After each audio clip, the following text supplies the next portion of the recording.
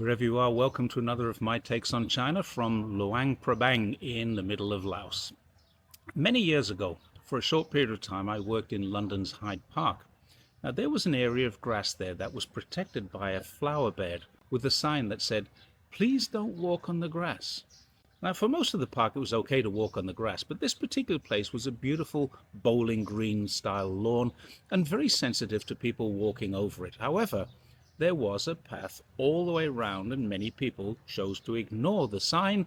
They stepped over the flower bed and they shortcut across the grass to save walking about 100 meters around the edge of the green. What then transpired was a clear path was cut across the lawn because the grass over that path was killed by the many feet which trampled upon it. It didn't take a rocket scientist to realize that there was always going to be a problem, because once it was there, so many people saw this informal path, thought it was approval, and took the shortcut. The parks police, yes, there was such a thing back in those days, parks police, they would have been up in arms about it, but they couldn't stop it happening. They were going to issue tickets, they were going to punish people, they were going to impose penalties, they were going to erect barriers. They had all sorts of solutions to prevent this happening. And in doing so, they wanted to allow the grass to be protected forever and recover from this problem. Now, I was having a chat with one of the more senior parks police officers one day, and he was telling me how he'd applied for a budget to fence the entire green. And I said, well, why don't you just lay a path across the shortcut, and then anyone can use it, and cut the corner at the same time, as well as enjoy the flowers and stroll through the park without any restrictions. Now, this was an off-the-cuff suggestion, but he thought it was a good one. It was adopted, and it became a park policy. Wherever there were people using the grass as shortcuts, they built a path. No one got punished, no one was restricted, the grass either side of the path remained beautiful, and people still had unrestricted use of the park. No one complained, because this was a pretty good solution. So what's the point of this story, you might be asking, and how does it relate to China? Well, it does. It's a very simple story, but it reminds me a lot of China's form of democracy.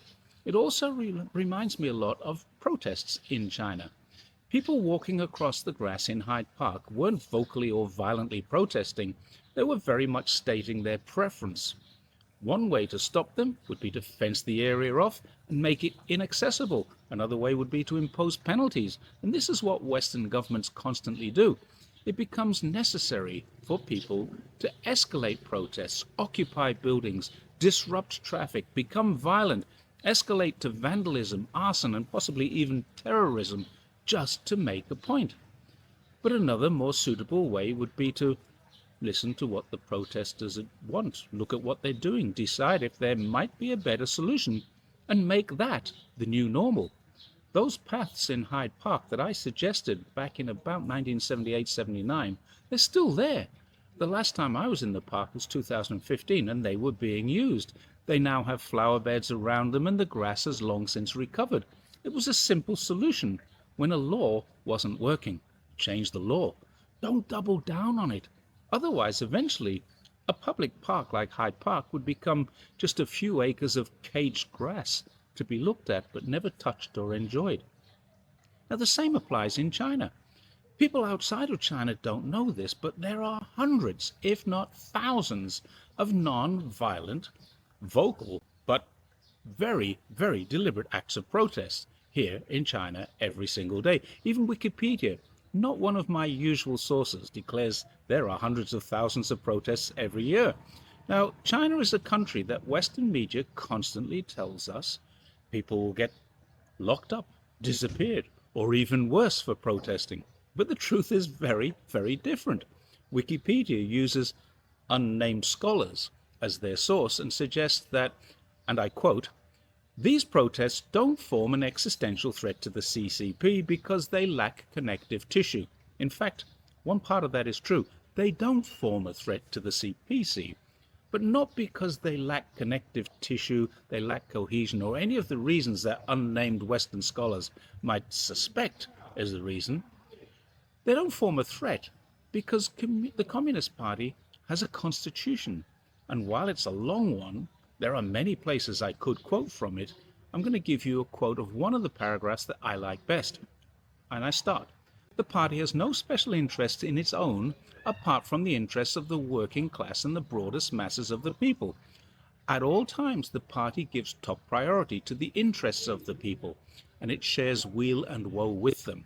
It maintains the closest possible ties with them and persists in exercising power for them, showing concern for them and working for their interests. And it does not allow any member to become divorced from the masses or place himself or herself above them. End of quote. In other words, the party has a mandate to listen to the people, which they actually do. Now, many people might disagree with this and say, oh, that's just words.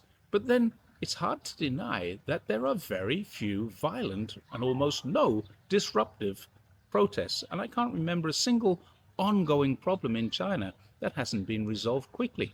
Now, ask yourself, how many violent protests have you seen or heard of in China? And remember, there are literally hundreds of millions of people active on social media like Xiaohongshu, Douyin, and even YouTube and Twitter, which are being constantly scanned by Western media for negative reports on China.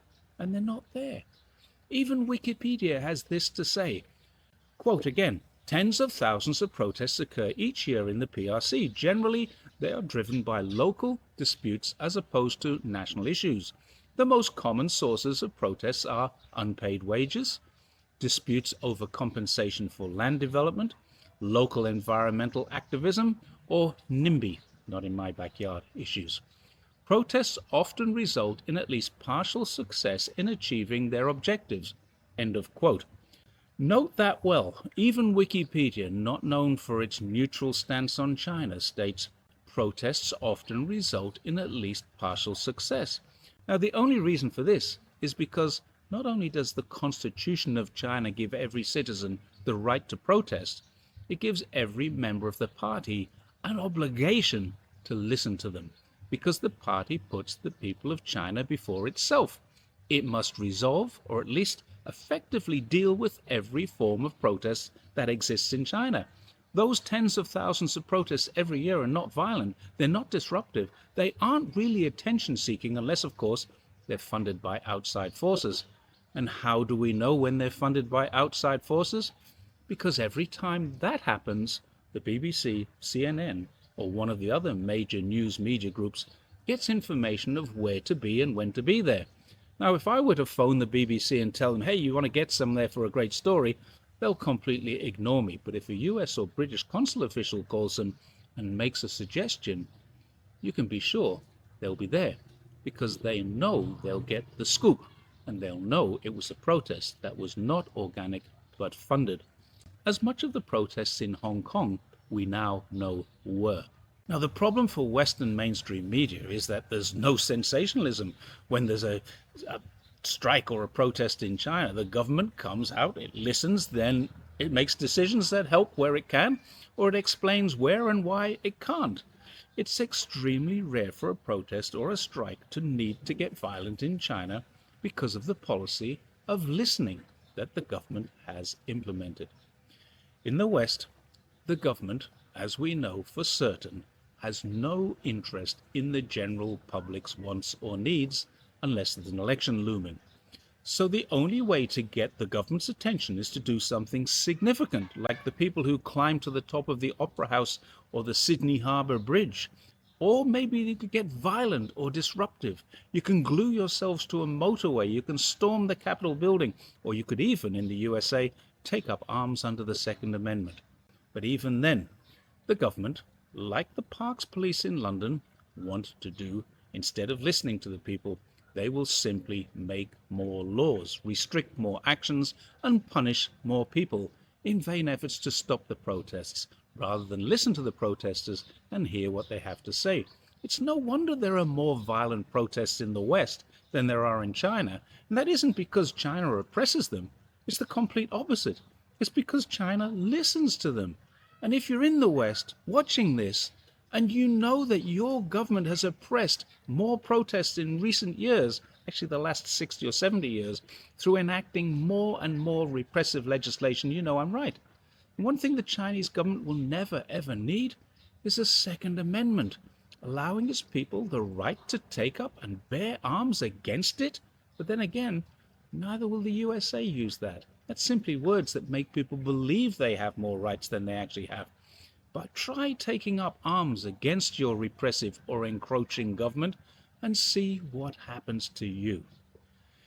If you have any questions about governance of China, please feel free to ask them. I'm no expert, but I'm learning all the time that China is a country where the rule of law applies and it's well administered. There are grievances, they do exist, but they're usually dealt with, and where the vast majority of people support how their government works and they have a say. For someone with my background in police and security in the West, I find this all very reassuring. And I hope you do too. Thanks once again for watching my take on China, and I will see you next time. Bye for now.